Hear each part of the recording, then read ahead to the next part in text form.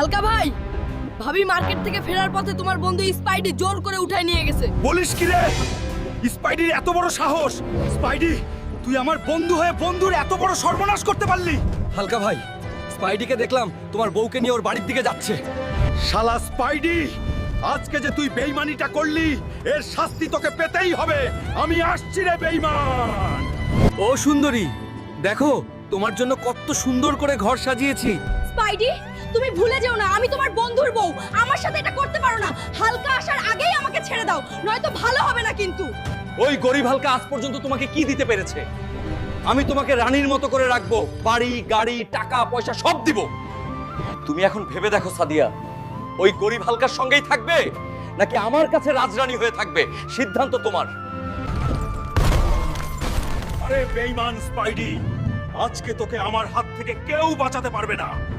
Spidey রে, আজকে তোর এমন অবস্থা করব, অন্যের বউ কেন নিজের বউয়ের দিকে তাকাতেও ভয় পাবি রে বেঈমান। আরে বন্ধু, আমার কথাটা শুনো, আমি তোমার বউকে তুলে আনি নাই, সে নিজে থেকেই আমার সঙ্গে এসেছে। সাদিয়া তোর সঙ্গে আমি বিশ্বাস করি না। কেন তুমি বিশ্বাস করবা না?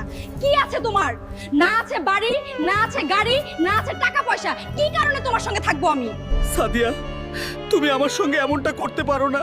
কি না করেছি তোমার জন্য, আজ টাকার জন্য সবকিছু তোমার কাছে মিথ্যে হয়ে গেল।